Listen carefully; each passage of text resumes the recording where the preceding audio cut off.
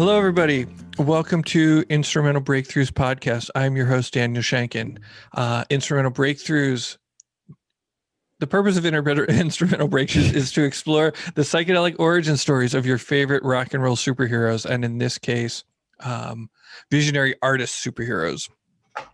We are co-produced by Livestream Remote, who helps us with our tech. Thank you, gentlemen. And by Deadheadland, who offers live music live streamed several times daily. Both amazing companies. Really happy to be working with you both. Today, you can see by our hats, we're unofficially sponsored by Paul Stamets and Fungi Perfecti. So that's really, really nice. If you want to help us out, if you feel like supporting the show, we do have a Patreon page at Tam Integration. And Deadheadland also has a Patreon. John Speaker probably also has a Patreon as well. And we will get to that. I don't. You don't? Mm-mm. No Patreon for John. Nope. What else can I tell you? Oh, if you feel like going to Tam Integration, joining the email list, or leaving us a review on iTunes, both of those things are awesome. I'm excited about our next guest, our guest today, artist, muralist, live painter, one-time podcast host.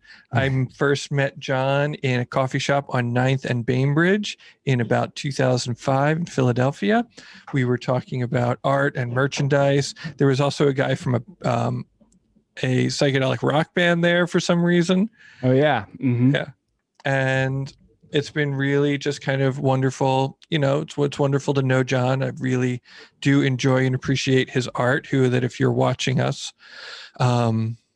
with video, you can see is behind him. And I'm just so thrilled to learn about your psychedelic origin stories. Welcome to the podcast, John Speaker. Right on. Thank you so much for having me. Yeah. So as we said, we're really curious. We're trying to explore the interconnection between psychedelics and creativity. This podcast was in part inspired by a woman named Dr. Nishay Devono, who I also know from Philly. She got her PhD from UPenn in psychedelic and visionary literature. And one of the things she said is psychedelics are hard to describe. Poets are good at describing things that are hard to describe. So let's give poets psychedelics. And Sounds like a plan. So I would consider you to be a visual poet. I mean, maybe you write as well, but definitely a visual poet. Mm-hmm. And I'm curious if you wouldn't mind talking a little bit about, your psychedelic origin story, some of the things that happened to you that inspired you to live this amazing creative life that you do. Yeah, for sure. So I suppose it starts, I graduated college in 2009, and I went to school for video production, started interning with a small company. We were creating like little commercials and stuff for Hershey's, the candy manufacturer, and everything like that. And I was just in a place in my life where I was extremely socially anxious. I felt a lack of passion and direction. And over the year after college, I kind of became suicidally depressed. I wasn't making art or anything like that at all. So I was super lost. And I'd fallen into a pretty deep contemplation of suicide and really wasn't sure I wanted to live anymore. And then one day, one of my friends told me, he's like, "Hey man, I can get some acid. Do you want some?" And, I was out of fucks to give. So I was like, okay, sure. And then, one night I was just sitting in my bedroom and I remembered I had this acid that he gave me, and I was like, all right, I'll try it out. So I had never used psychedelics before. I took 2 hits of acid and it came on really strong. And I had this crazy impulse to pick up a pen. I picked up like regular ballpoint pen and a piece of paper, and I just started drawing these lines over and over and over again on a piece of paper. And these like alien worlds kept springing out, and I had this crazy vision. And as I continued drawing, it felt like my consciousness had been stuck in a hamster wheel. And all of a sudden, my conscious energy seeped into my entire body, into my whole brain. It continued out onto the paper, into the room I was in, into the town I was in, and expanded into what I've come to realize is, a realization of God and the oneness of being.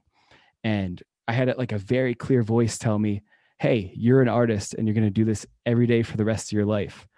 So, I mean, that's my psychedelic origin story. I went from suicidal to picking up art as something that I've done it every day since for about 10 years now. And it's taken me on the craziest journey. Psychedelics are really cool in a way because it got me to express myself in this kind of wild, interesting way. But it's almost like art isn't even the point. It's about following the path of the artist and the insights you have and how you learn about yourself and making new friends and connections. That seems to be what's really going on in a way. And I'm super grateful. It's as far as events in my life, it could be, possibly the most important thing that's ever happened to me. That's awesome. I'm picturing that happening in Roxborough. It happened in Dillsburg, Pennsylvania, actually. Right. Central PA. Right. And so you did it every day since, which is no small feat, because one of the things that I hear from a lot of people is that they'll have a vision, they'll get an instruction, you do this now. And then they do it for a time and then it gets hard and then they stop and then they wonder why they're not feeling quite as connected anymore. Yeah. Can you speak to some of the challenges of continuing, of keeping it up even when it's tough? Yeah.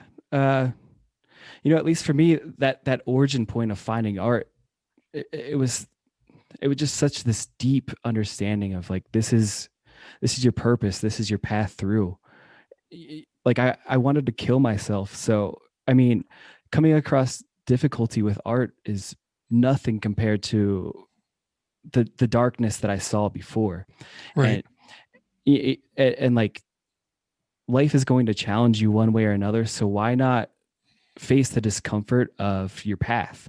Because, like you come up against discomfort and you work through it, and inevitably you learn something about yourself and you come out the other side a more full human being, and you're able to like share something cool too. Like you get to bring these like little gifts out. So I just don't question it too much. It's like it's almost just being relentlessly hopeful and optimistic and wondering, what is on the other side of this discomfort, because I'm going to be in pain one way or another. So why not choose the pain of a creative path? Right. That's very quotable. Choose the pain of a creative path. Why not? So I would love to kind of drill down and extrapolate on the idea of bringing these little gifts out. Because that's different than just putting colors on a canvas. Yeah, totally. Well, yeah, I think, I've dealt with depression my whole life, and it's painful, and I don't know. And just knowing that the world is in pain in so many different ways, it's not lost on me. And I figure, like I'm playing the role of an artist in this world, and artists are one component of, fostering world peace and bringing that out too. So yeah, I guess in a way is like, I want to bring gestures of peace, of conflict resolution, of pointing towards potential. And I'm not really scared of the word God, but whatever you want to use, the oneness of being and everything like that. I think it could be easy to get caught up in the state of affairs and caught up in conflict and finger pointing and all that. And I try to point beyond ourselves into the thing that kind of unifies us. And, it's an invitation for friendship and acceptance and transcendence of maybe some of those things that really hold us down and keep us in pain. And yeah, I mean, right. Yeah. Yeah, that's super lovely. It's an art as an invitation for friendship Yeah, is exactly. really quite nice. Hmm. And yeah, I have no doubt that it can do all those things. What you're reminding me of is I believe I was complaining about politics to one of my meditation teachers. And they said to me, don't mind the times, mind the eternities. Mm-hmm. It's like go like what was real before all of the politicians? What will be real after they're all gone? It was like, Exactly. that's what we're working with. Mm-hmm. Yeah, it's the He's same like, thing. you can get off your cushion and do what you're going to do. Mm-hmm. Yeah, yeah, just being You able can to. get off your cushion and do what you're going to do. But oh, we did it again. No, you go. Sorry, sorry. No, Well, yeah, you. yeah, it's just like zooming out, and Mm-hmm. and trying to realize maybe your true nature, whatever the hell that actually means. But it's like kind of keeping things in context is, I'm John Speaker, little 5 foot nothing dude putting paint on a canvas and being worried about things. And like that is going on, but it's also just zooming out a little bit and trying to see the grand kind of eternal thing happening as well. And Mm-hmm. availing yourself to it, and then uh, availing yourself to meet other people in that place too, to where Mm-hmm. maybe there's a greater opportunity to share love and understanding in that way. I think there's just you nailed it. I mean, there's so much healing in just being seen beyond whatever you think is broken about yourself. Totally. We were talking before we went on about how we get stuck in our habit nature, Mm-hmm. and to sort of that's one of the nice things about, I'm thinking about live painting at festivals, for example, and going to festivals in general, is that you meet amazing people who don't know about your bullshit. It's like there's this high vibration anyway, in this expanded sense, and you're meeting people that like aren't judging you for like Exactly. mistakes you've made. Mm-hmm. Yeah, and it seems, I mean, more important than ever, at least as far as I've seen in this world, to maybe give everybody a little bit of a break. Um, Mm-hmm. it's like I don't think I've ever seen a time personally where it seems like everybody's trying to get each other on something. And I don't know, it breaks my heart a little bit. We have Mm-hmm. so many reasons to love each other and collaborate and encourage each other.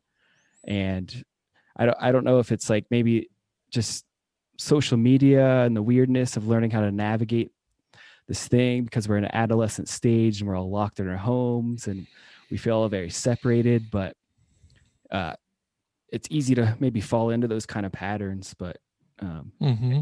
I think we just have such a great opportunity right now to love each other and build each other up. And you know, like, why not? Why not work towards peace? Right? Why not? Yeah, I mean, it's almost like that the habit nature of sort of hatred and divisiveness and argument needs at least an equal amount of positive energy to erode it, Exactly. and probably more.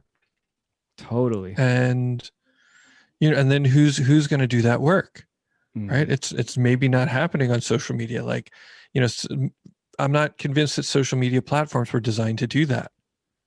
Yeah, You know, they're and they're designed to keep your attention, mm-hmm. and I'm not so sure it really cares what kind of attention it holds as long as it's getting the attention.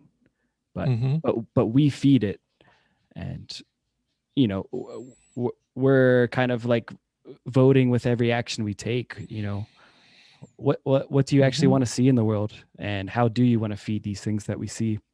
And maybe if you're dissatisfied with the state of things, take on maybe the responsibility and the burden of directing it towards what you would actually like to see and experience. Right. Because how many times has it been that you were, because I can't tell you I don't spend time on social media. People are watching us on social media right now, Yeah. but it's so pleasant when I'm scrolling through my feed and it's an amazing piece of art. It might be yours, or it might be, Zavi's, or it could be anybody's. And I get to like stop for a moment and like, oh, I need to zoom in on that. And then all of a sudden I'm breathing differently. Mm-hmm. And, sure. We were talking earlier about how people use your art to make memes, and they share it and they reshare it, and they remix it and stuff. Mm-hmm. And, if we look at it from this angle, they're doing God's work. Totally. Yeah. Yeah. And it's this kind of crazy thing that artists of all types experience too, is that you're kind of like you're this instrument for the creative force that, like these beautiful objects emerge out of me, or a beautiful song emerges out of an artist. And then how much do we actually own that personally, the ego, and then the art kind of takes on a life of its own, and it has a way of going out and reaching people in different ways and being interpreted in different ways. And, it's like you kind of just have to be a passenger and watch the way people play around with your artwork in a strange way. Mm-hmm. And it's pretty cool because like some people put some interesting words along to a painting, and they might actually elaborate on something I created in a way that I didn't even really feel myself, which is pretty cool. It's like, I kind of see creativity as just this gigantic collective conversation that's been happening since the cave paintings, and banging sticks on rocks. And this makes me wonder, are there any like super fun or, positive collaborations you've been a part of we could talk about? Yeah. Bonus points if you got high with these people. Well, yeah. I mean, I don't really collaborate on the canvas a ton with other people, but I really love collaborative events. Like we've been doing live streams with Random Rab. So Random Rab will DJ, and then I'll be working on a canvas painting, and our friends will be painting, and we're all just vibing out together and putting that out there. And it's like, it's this fun event. And I also hope that people see something like that, and it's invitation to be like, oh, we should get together with our friends and play music and make art together, and experience the beauty of something like that, and we a lot of times we do like, so on Wednesdays we have a small group of artist friends, and we always meet up, and then we all work on pieces. Sometimes we might collaborate. We're working on our own pieces, and then at the end of that hang, we'll all walk around and look at each other's pieces, and we'll do critiques and maybe tell our friends like, oh, I'd like to see if you could work on this or that, and kind of using us as a hive mind. Like, all of us together is this amazing artist, and then individually we're like pretty good. But what's one of the things that you had to hear once somebody told you that was hard to hear but ended up catapulting you into another level? Yeah, I think it would probably, there's been different things. I think when I was a younger artist, I was emulating my favorite artists in certain ways. So, I was making paintings that were cool, and they kind of looked like my art, but it was pretty obvious that I was kind of like making art that looked like Randall Roberts and Morgan Mandala's collaborative pieces. And like, I was making some pieces that kind of looked Chris Dyer-ish. And then I remember Chris Dyer was looking at it, and he kind of just nonchalantly kind of called me out on the fact that I was emulating my favorite artist. And he's like, what if you tried some like straight lines, and what if you tried to put some green in your paintings and something like that? And, it was hard to hear at the time, but then that pushed me to kind of make some unique kind of compositions. Like what you're seeing behind me is, it's really born out of being called out for just kind of copying my favorite artists. Right. I think that was probably good, because I got to tell you, there are a lot of artists out there that I can't tell them apart. Oh yeah, totally. And I think that's okay too. Like, I invite people to emulate my art, because if if you want to copy some things I'm doing in order to teach yourself, I mean, I'm honored. That's awesome. Mm-hmm. And I think we all end up finding a unique style, but we all Right. have strange ways. And it's awkward to kind of find your own voice and trust yourself and really find out who you are in a strange way. And uh, yeah, as far as I feel is like, you know, you could have the most unique style, dope. Your art could look like other people, dope. If you're making art, that's already such a huge win. Right. And I think that's what it's really about is creativity itself the real is the real thing that we need to nurture. Right. Every minute you're spending on art instead of arguing on the internet is a net win for all of humanity. Exactly. Straight up. Yeah, like one of my greatest mentors, Randall Roberts, you know, he would always start out his art workshops saying that, you know, you could have woke up today and decided to go and like beat people up and rob them and take their money, but you chose to make art. And that's brilliant and beautiful. Mm-hmm. And you know, just choosing creativity it's optimism, and it serves to bring things together. So in any way that you want to express yourself, go for it. You know, you're winning. Mm-hmm. So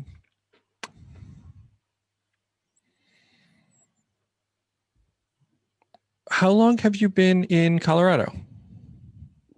I've been here for about 3 years now. Mm. And it's treating you well, it seems like. Yeah, it's been really incredible. You know, I always had a really hard time making friends. I didn't really know other artists whenever I lived in Philadelphia, and then Mm-hmm. there's such a beautiful community out here. There's so many artists, so it's been really great to make really nice friends and live in a beautiful place. And everything's really taken off in the past 3 years, and I don't really fully understand what's happened either. You know, it was like I was lurking in the shadows, and all of a sudden something sprang forth. Well, And that's I love that metaphor. You know how bamboo grows, right? uh, sort of. Well, it grows fast once it has broken through the soil, Mm, but it spends like years as like a root. okay. Yeah. And so it just sort of does its thing under, and then it springs forth. Hmm. Yeah. Yeah. And that was it.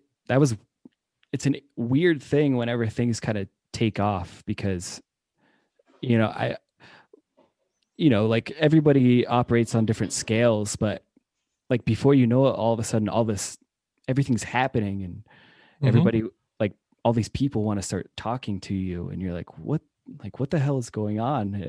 And it's weird to deal with. And I think maybe sometimes from the outside, it could look like, you know, like who the hell is this kid? He came out of nowhere. Whereas I think sometimes it's hard to realize that people might be doing a ton of work and, and working on themselves and trying to figure things out, but it wasn't public yet or something like that. Mm-hmm.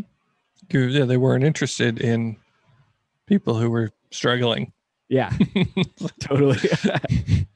I feel you. You know, it's interesting to, I catch myself like slipping on emails, like responding to emails. It's just like, oh, like that never used to happen. There Yeah. weren't that many emails. Mm-hmm. You know, it's like, oh, keeping balls in the air is tricky when you're learning to juggle more balls. Yeah, it's really difficult because you wanna be available for everybody, and you know, like we all want to give everybody our best, but it's really hard to keep up with sometimes. You know, just Mm-hmm.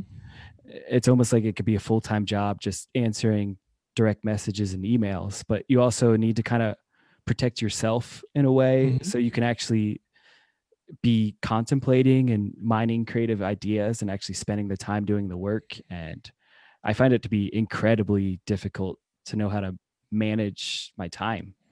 Right. Because like nobody can tell an artist how to do it. We all have a unique path. And even, I mean, every person has a unique path. And Mm-hmm. But it's different. You know, there are, of course, people who they wake up and they go to their job and they know what they're supposed to do. yeah. Whereas, some folks have to sort of wake up and decide what their job is that day. Uh-huh. Yeah, and it's like learning how to trust yourself Hmm. and trust your intuition.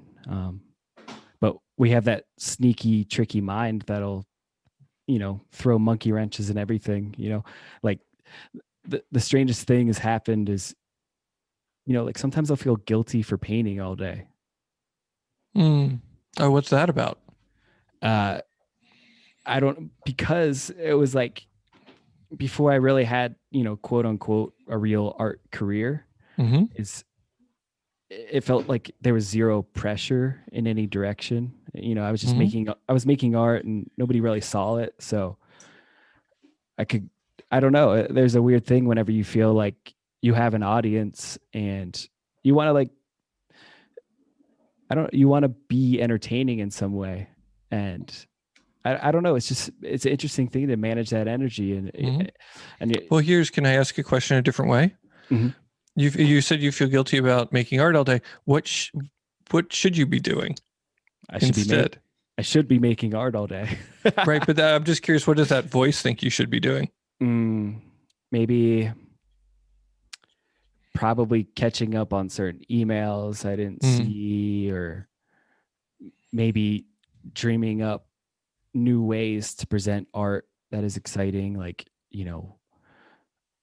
I don't really even know. That's the Okay. funny thing. There's actually not really a rebuttal, or like it's just like this strange part of the mind kind of telling me, hey, you're not doing it correctly. Right. Mhm. Okay. Yeah. I wasn't sure if you were going to say, oh, I should have a real job. I should be working Oh, construction or, no way. be in tech or something. Nope.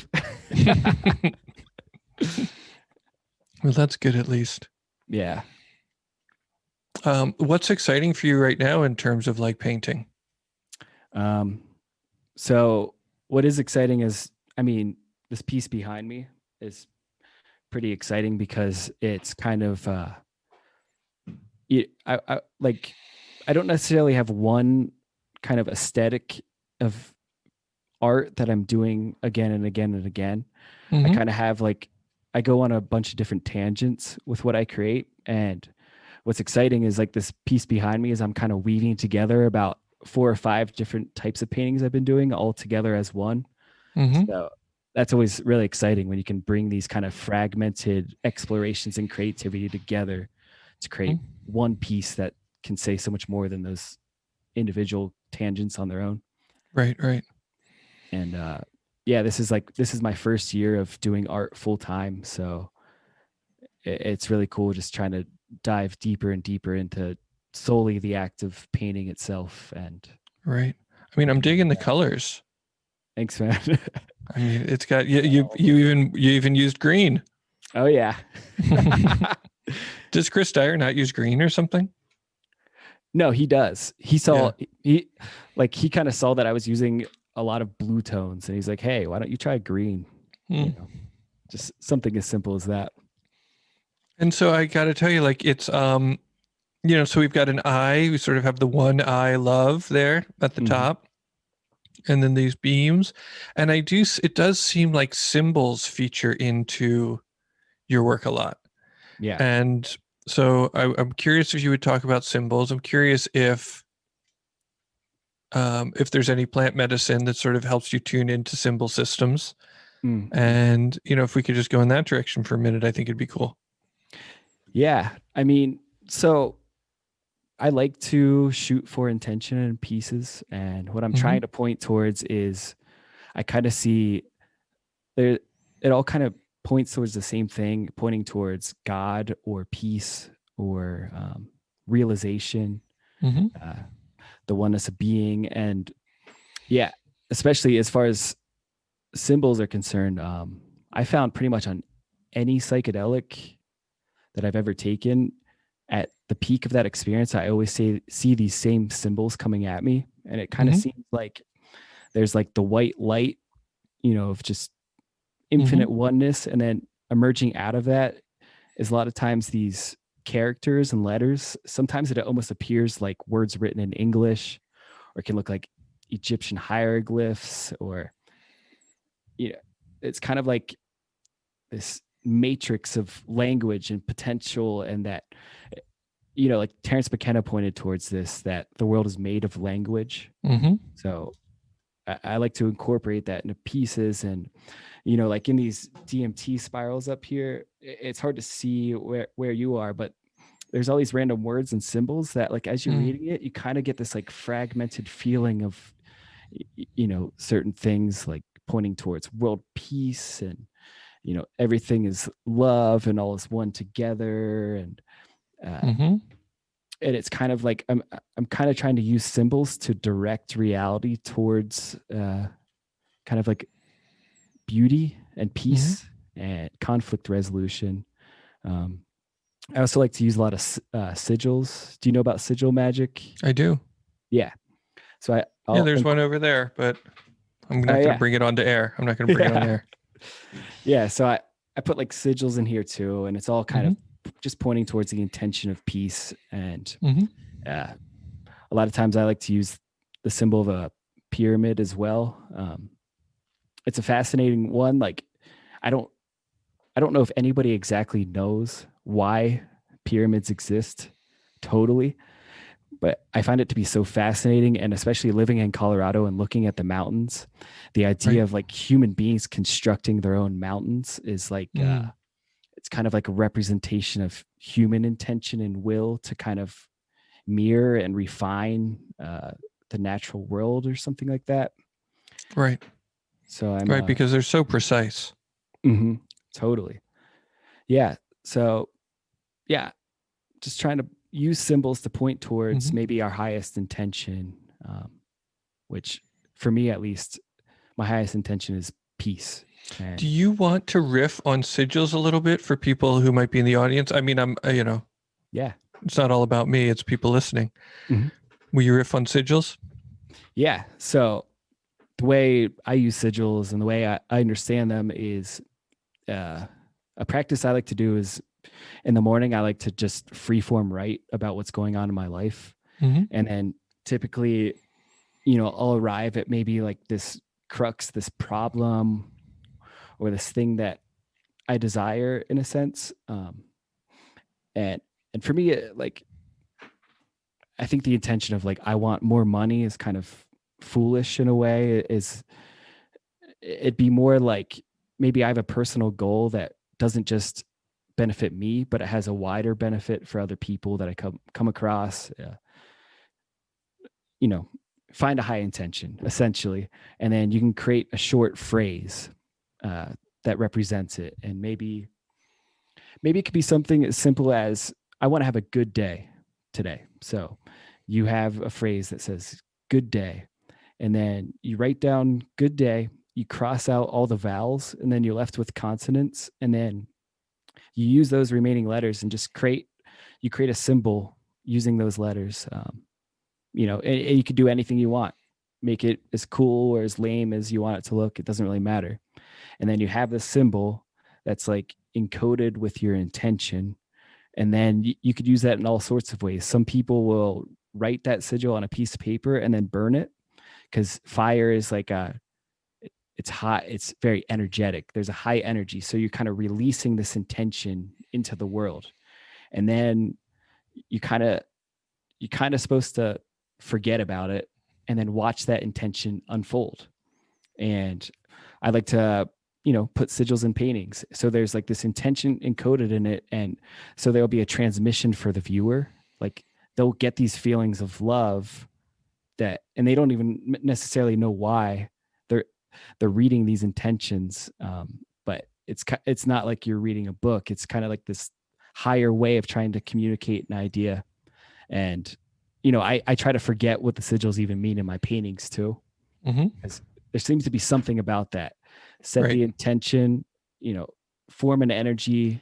You can create your own rituals, whatever it is. And then, release it into the world and watch the beauty unfold. Yeah. They, I think, the forgetting about it is important because we'll fuss with it. Yeah. Otherwise we're like, well, should I do this to help? Or should I do that to help? Oh, it'll never work. Or, it's like, we can just interfere with our own magic.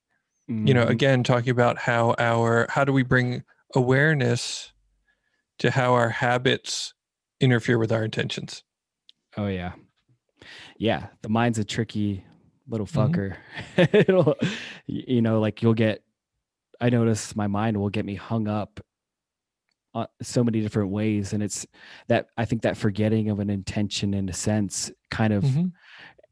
and then maybe you move about your day with the intention of just tapping into your intuition. Where does your heart pull you? We were talking about sigils and symbols.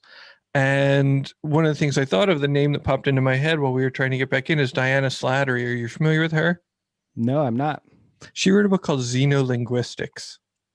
And she has, on her website, she has a club, a guild. It's called the Guild of Xenolinguistics. And it's all of these artists who paint alien languages. Mm. And I guess alien is broad by, sort of anything that is kind of otherworldly. Mm-hmm. How do you feel about that term? Xenolinguistics, alien languages. Well, I find it really fascinating how many artists I know kind of have their own alien language that they put out there. Right. That's connected to intention, and that how it's a shared thing that we all feel like it's a higher form of communication. Because there's something so limiting about the language that we're using right now, English. Sure. It's like I feel so awkward trying to articulate intention and my meaning talking to you right now. But for some reason, kind of tapping into these alien languages, it seems like you can articulate yourself in a far more effective way. Right. And I find that to be super fascinating and very confusing. Yeah. So, I don't talk about it a lot, but one of the only, and I don't draw all that much. Mm-hmm. One of the things that I draw the most is sort of like an alien language. Cool. But the thing about it is that it's actually messages from my own body. So I sit because, I'm really big into somatic awareness. I'm really interested in how energy moves through the body. Kind of like when the acid told you that you were supposed to be an artist, it told me that I was supposed to be a healer. Oh yeah. I had to start with myself, that kind of thing. And so I'm constantly like listening to the messages of my body. And then sometimes it's just sort of like the energy will just move in sort of like a squiggle. And I was like, okay, got it. And so I'll just do a page. I'll do a page of little messages from my body. And it's really interesting, that there are repeats. There's, an alphabet sort of slowly emerges. And of course, there's some quirky things, and if I do it on a more regular basis, they get more complex over time. It's a fun game. It sounds like a really fun practice. I think I might actually try doing some of that today. It's kind of like, so it's kind of like get out of your own way and just let whatever wants to squiggle out of your body, just kind of let it go. Yeah, I take a breath and it's just like, oh, energy is just sort of, there's a sensation that's moving up and over and around. It's like, okay, let's find another one. And I get to kind of tune into what's happening inside for, just talk to myself in a different kind of way and listen to myself in a different kind of way. Yeah. Instead of like imposing your will on a page, you kind of, you're watching it emerge in front of you. Right. Or, for folks who practice yoga, instead of imposing my will on my body, because so often we're just bossing our bodies around, it's like we just have to, then you have to be there and then you have to go and you have to work and you have to do this with your body and, no, you can't eat yet. No, That's what I always really like, that aspect of yoga too, is to have an instructor too. So so it's not, so much of what I do is self-guided. Right. And to have somebody else kind of take the reins, so to speak, and to be a passenger is, I found like that aspect of yoga class to be one of the most powerful parts of the practice. Is kind of like sacrificing yourself to somebody else to kind of guide you. Right. And then, the Shavasana part, what I'm talking about is kind of most closely related to the Shavasana, because it's sort of like, we take this time to sort of shake up the jar. And then in Shavasana, you're just sort of watching it all settle and, without interfering, seeing what my internal energy system wants to do. Yeah. Yeah. Just taking that time to tap Mm-hmm. in. It's like, I, I have such a difficult time with that in a way, it's like, Mm-hmm. there's I don't know if you have it. I think it's just trained into us, especially in Western and, you know, US culture is like, you got to be getting it. Mm-hmm. You got to go, go, go. And do you have good techniques that you tap into regularly to kind of just chill out and listen? Well, that's one. Yeah. Um, to chill out and listen. Um, yeah, well, I mean, the first mudra, the first asana, the hand gesture, is the flipping of the phone over. Mm. And so it was happening this morning. I was meditating, but I'm active. There was a time when I got to go right to the mat, and that was nice. Now I go right to the baby. Oh yeah. And so I sort of got the baby squared away, and he was going down for his first nap, and I was sitting, but I had already done a couple of texts and things like that. And, the dopamine grasp was happening. Yeah. And so, flipping it over and then doing the activity of not looking at anything reveals a habit nature. Mm-hmm. And then I have found, and to sort of bring psychedelics into it, it's my experience that things like deep connection and love and oneness and unity, and care and magic and wonder are a felt sense in my body. Mm-hmm. Like that is not just an idea. It's not just a thought. We're all one. If you just say that it doesn't mean anything unless you feel it. Exactly. And that feeling is in the body. Mm-hmm. And so a lot of my practices, like early on in my psychedelic career, was me trying to figure out how I had to breathe and how I had to relax in order to stay connected to that oneness somatically. Totally. And Yeah. so that's what I try and do. It's like I try and soften myself into the states of deepest connection that I've experienced. Mm-hmm. Yeah, because if you're not careful, you can kind of just be full of a lot of hot air.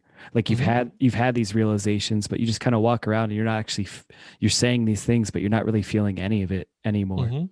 And yeah, I've definitely noticed that, and especially like it seems as time goes on, with technology being more and more part of our lives, and we're all like we're all insane dopamine addicts.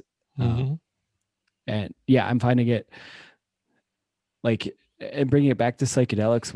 What's really interesting is that, some of my earlier trips, we lived in a different world, and those trips seemed to be so much more alien and kind of like wowing me.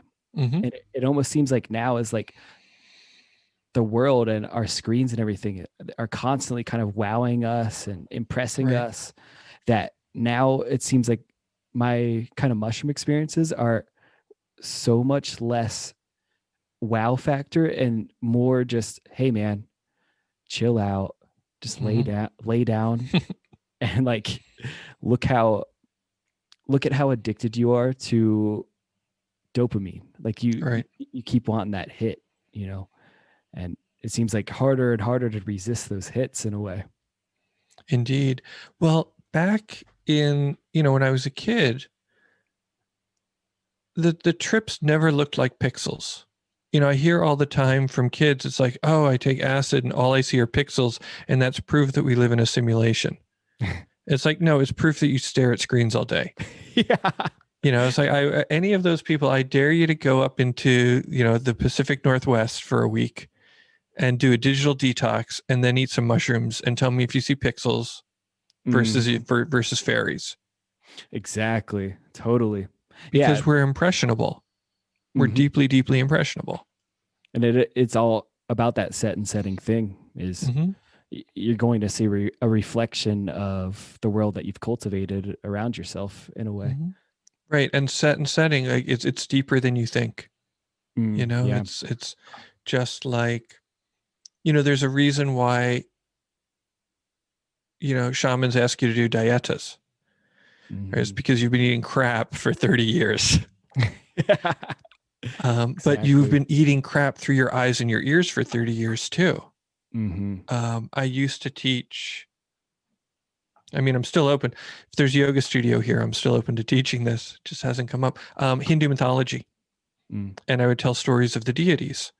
And I would relate those deities to, because all of those stories, they're fun stories, but they also relate to spiritual teachings, Hmm. how we can progress on the path. And people would be like, how do you remember all that stuff? And then I would say, because usually, a room full of women, and my girlfriend at the time, my wife at the time now still does it. I've dated a series of women who make me watch Grey's Anatomy. And so I was like, remember the time that Meredith did this and Derek did that and this, that, and I recounted, an arc of Grey's Anatomy as if it was a Hindu myth. And they were like, oh yeah, and then this happened and this happened, this happened. And I'm like, if you spent as much time reading the tales of the saints and sages as you do watching neurotic people have love triangles, Hmm. maybe some of it would seep in. Yeah, but that's work, Daniel. You got to work. Gotta work. Yeah. All right. Forget it. Just Grey's Anatomy. Then it's Grey's Anatomy. It is. But it's like, how do we, continually fill the well, right? As to crib from Artist's Way, right? Julia Cameron in The Artist's Way. You got to go out and fill your well. Hmm. And so, are you filling your well with more neurosis and more fear? Or are you filling your well with wisdom and enlightenment energy? Yeah, and it seems like the state of the world right now is we're really being challenged as far as can Mm-hmm. you continue to fill that well, because Yeah. it's the easiest time ever to be completely neurotic and Yeah. impulsive. Yeah. And it's applauded. Well, Yeah. look at like the angry rant that look at the just, people are using their intelligence. People are smart, they're educated, and then they use their intelligence to kind of stoke divisiveness. And we Hmm. applaud that. Look at how well they proved their point. The phrase, they really owned them. Yeah. I don't want to own anybody. No, I want to be people's friends. Yeah. I want to see everybody as, my brother and my sister. Like, Mm-hmm. and yeah, and something that is kind of interesting about the world that's like becoming kind of blatant in a way is that you can get a lot of attention and fame if you don't care what people think of you. Mm-hmm. And I just think that's interesting how maybe like not possessing sociopathic social behavior is a detriment to actually kind of projecting a message on a mass scale right now. Mm-hmm. Right. Well, I think that people kind of get that crooked, that the idea of not caring what people think a little bit crooked, Mm-hmm. because a lot of us are uptight about being ourselves, like Mm. being like the true being that we are. And we mask that over with um, sort of hostile posturing. And we call that, I don't care what people think. But you really care maybe more than anybody in a Mm-hmm. way. Yeah. Mm. People get jammed up. They get, or they get small because of it, Mm-hmm. and so it's like that overcompensating as opposed to just like, I, as far as I would say, I don't care what people think, is that I'm ready to accept if people don't like me. Yeah. But that doesn't mean that I'm going to like have bad moral values and Mm-hmm. that people can screw off if they don't like it. It's just, I'm just going to do the best job of being me, high tide or low tide. Exactly. Yeah. Yeah. And like, you know, I honestly, I do care what people think of me because, Mm-hmm. like I want people to look at me and be like, oh yeah, that seems like a nice person. Yes. And I want to know if like I'm coming off in a way that, you know, turns people off or makes them upset. Like I want to understand that. Hmm. Um, because you know, it helps you in a way. I think it helps you actually realize who you are too. It's like 'cause Hmm. people are kind of bouncing off what you're putting out, Sure. and like in a way, I think it's cool to care what people think of you, and like want to, and at least like have some sort of intention of being a likable person, Hmm. not in order just to like stroke your ego, but in order to foster, you know, open communication and creative exploration with other beings. And yeah, Sure. To move through the world in like a pro-social way. totally. Yeah. Yeah. I mean, I would be, and it's good. I'm married to somebody that I care what she thinks. And, Exactly. Yeah. and so, I can bounce things off of her, and her feedback and her reflection is important and hmm valued, Totally. and Yeah. it helps. It's hmm like, because, I get into my own stuff, my feelings get hurt, Yeah. and I Yeah. turn into like a brat, sometimes. And she was like, maybe don't be a brat. It's a good call. Totally. Thank you. Yeah. Well, yeah. And I mean, like, and kind of taking the approach that everybody that you meet is a reflection of yourself. Hmm. So it's like if you're coming in conflict with other people, is like you're like fighting yourself, and Yes. it's like, what is this unresolved aspect of myself? And Hmm. you know, it's like anytime you get hung up there, it's like, oh yeah, I need to like let go of some shit here and Well, have invite. you ever gotten in a fight with somebody and they didn't know it? Yeah, I think so. Probably. Yeah, I'm Yeah, sure it's like you many just show times. up with your own stuff, and people are like, whoa, like what's going on? And you just like, oh, I'm sorry, I had this whole story.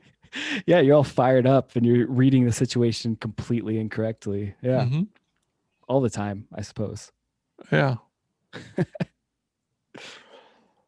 Yeah. People are like, yeah. People are like, no, actually, we're good. Which is a good, it's also a good thing to remind each other, in altered states, because, it's interesting when our fear comes up, when our fear or anger comes up, and we're not sure we don't see it yet. Mm-hmm. Yeah. I love when people are like, are you like, everything's fine? Like, are you okay? Like there's actually no problem in this situation right now. Like everything's cool. And you're like, oh, like this is my old fear. Yeah, I'm just, exactly. yeah. Like you know, you could have been like in first grade, some bully said something to you, and then maybe something somebody said reminds you of it, and then you just Hmm. start reacting to this little trauma you have in there, where it's Hmm. like there's actually nothing going on, but it's I, there in you. I had a friend, a colleague, and, when I was doing a lot of Thai massage, I was doing Thai body work. And he said that the bully at the bus stop every day would come up and punch him on the left shoulder for 5 years. Jeez. And like, I remember working on him, and like, it was like, talking about things getting stuck in the body. Like, not only was he sort of like, had some issues around that in general, but like, it was in his body. Like, his body Mm-hmm. reacted over a long period of time. There was this kind of repetitive stress that Mm-hmm. kind of needed to be kind of worked out. And so, all of us have had variations on that theme, just from sort of living in, a late capitalistic hellscape. Yeah, and it's like, you know, if we could all cut ourselves and each other a little slack Hmm. and realize, you know, but it can be difficult just navigating the world because, you know, you have to set personal boundaries, but also be inviting enough to help people kind of, you know, work through their own things as well. And like Hmm. finding that balance I find to be pretty difficult. You know, you're continually learning and being challenged of Hmm. how to be a decent social being. Yeah. Well, I guess this is where things like filling the well comes in, Mm, you know, mm, And then of course, conversely, taking time to not fill, turn the phone over Yeah. and just like let things unravel. Mm-hmm. Yeah. Stand outside in the cold for a little bit and just feel it. Oh, I should do that. I could even make a snow angel today. All right. We'll be waiting after this. We want to see it on your Facebook page. Okay. Man, I better if I don't get a lot of likes, I'm going to be bummed. If I'm going to get cold, I'm going to need likes. Yeah. So do you get hung up on the amount of likes you get and what you can generate online? Do I get hung up on it? I like to see it. Yeah. I like to see on Instagram mostly. Instagram's where I sort of play. I let myself make like silly memes about harm reduction. Yeah. And I'm aware that if something like only gets 100 likes, I'm bummed. It's like, oh, I blew it on that one. But it's not. But it's different. It's not like I've got a modeling career. Yeah. It's like it's like not like it's nobody's being like, oh, your picture, you look fat. So I don't have like that sort of hassle. But I did put up a meme the other day of like Rainn Wilson from The Office. And apparently there's a subset of conspiracy theorists who think that like, he's in on like the drinking the blood of children and stuff. Oh, yeah. That one's going around. And so I got some of that. And, fortunately, it's like I have a friend right now who's having a raffle fundraiser for children on Skid Row in Los Angeles. So like actual children that need help, right? Not like hypothetical children who are getting their blood drinking and they're adrenochrome taken. Exactly. And so I was like, and we donated, Tam Integration donated a poster. Cool. That Jake Coburn did our Psilocybin Summit poster. And so I was like, and he's got a Grateful Dead username. And I was like, why don't you put your money where your mouth is? Exactly. Right. I was like, if you care so much about children, I was like, buy some raffle tickets. Mm-hmm. And you know what? He did. Cool. Yeah. All you need is that little like, like it's like we're all fighting these phantoms. And like there's actual things you can actually do if you really do care about pain that you see in the world. Yeah. You can take direct, actual, meaningful steps. Yeah. As opposed to like punching up like a psychedelic meme page. Exactly. Yeah. Which is useless. Yeah. All you're doing is you're hurting yourself and the people there. It's like this weird argument that forms that's like there's nothing going on really. And like social media is just so strange what it's doing to our minds and how we're kind of forgetting how powerful we really are and how much change we can actually affect in this world. Right. Because I think that's some of like the frustration that comes out is people feeling so powerless. It's like, I can't do anything. I'm going to be mad at Dwight from The Office. Yeah. It was like, actually, there is something you can do. It costs you, you can get in at $5. Exactly. Yeah. Yeah. There's always something you can actually do. And, like, and I don't fault anybody for kind of, essentially being online trolls. It's because we're all like, everybody's totally confused. I mean, we're in uncharted territory. It's a weird world we find ourselves in. And I think maybe every once in a while, just take some time to question what you're mad at, why you're upset, and what can you actually practically do to help maybe remedy these things that are, making you very aggravated. Yeah. Who can you stoke out today? Totally. Yeah. It's like spend a day on the internet, like stoking people out. Let's figure out what's going to make somebody the most happy. Yeah. And even just, I think there's some things you could do like as easy as just maybe that person that you've thought about a couple times in the past month, So maybe just hit them up and say, hey, how are you doing? Yes. Right. Especially, which means a lot when we're talking about things like suicidal ideation. Mm-hmm. So like things can get dark for folks. Yeah, very quickly, especially right now. It's a statistic that suicide and depression is at some all-time highs, and we're all going through it right now. Even the people that have it together the most, I think everybody's kind of freaking out, at least in the just below the surface. There's like what the fuck is going on? Oh, you can tell.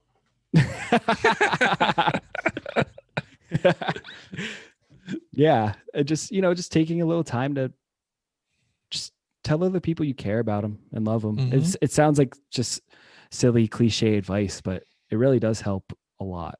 And yeah, you'll all feel better. If you ever have the choice between telling somebody you care about them or arguing with a stranger on the internet, pick the former. I think is what with the wisdom from our artist John Speaker. I'm not trying to tell you how to live your life, but it's like if you're miserable, you can do something nice. It's like I'm just giving advice to myself, really. Totally. Well, it's interesting that like in one of the Buddhist teachings, like everybody says, that karma means that if you do good things will happen. And that's kind of not exactly what the Buddha said. Yeah. He said, if you do good things, you'll be happy. Mm-hmm. If you do miserable things, you'll be unhappy. There's not really any promises about what's coming down the pike. No, we're swimming in a sea of chaos. And it's like, it's interesting how like weirdly difficult it can be to do those things that will make you happy sometimes. Yeah. We're surrounded by so many distractions that like they almost have like this small promise of happiness encoded in them, or like our mind will convince us it's interesting, but then before you know it, you're just swimming in a sea of misery again. And like just watching those habits a little bit and being like, okay, I keep going back to this thing that keeps making me unhappy. Can I stop? Right. It's interesting how hard it can be to stop some of those habits. Have you given up anything lately?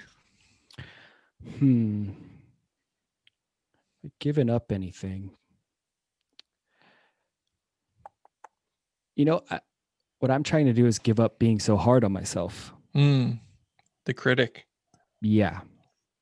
It's, I can never do enough. And lately I'm just trying to allow myself to just enjoy what is actually happening and trusting in it. That's awesome. Yeah. I mean, that's like when, smoking is easy in comparison. Oh yeah. Giving up smoking is easy in comparison to something like that. Yeah. Practicing self-love and watching how I go throughout my day and paying attention to like, what would be how could I unconditionally love myself here and allow what is happening to occur so I can actually experience the beauty of it in its raw state. Right. Any tips on that for folks who may be listening? Because I can't imagine you're the only person who's going through that. Yeah. Well, I think, so I can tend to be pretty anxious and irritable. So if I'm seeing anxiety arise or feeling irritable, it's kind of trying to stop for a second and be like, why are you doing this to yourself? Right. And taking the time to question what I'm doing instead of just blindly moving along in momentum. Yeah. And, and like, I remember I said before, sometimes I'll feel guilty about painting all day. It's like, but you love to paint. Like, let yourself paint, man. Like you love it, and it's good. Do guilt and anxiety paintings come out different? Well, I mean, those things pretty much happen during any piece at some Right. point in some way. Sure. But I think, I don't know, there's something really cool about creativity, and I think having a highest intention so that like Hmm. the personality is going to do its weird stuff, but at the peak, at the top of the pyramid is a very high intention that Right. continually that pulls the piece through. So it's, I can have every reaction, emotion, and feeling while working on a piece, but hopefully it all points towards peace or God in the end. Right. So I don't know. It's hard for me to see my own work too. So I don't know. Maybe certain people out there see a piece and like, oh, John must be feeling weird this week. But I can't see it. Right. Right.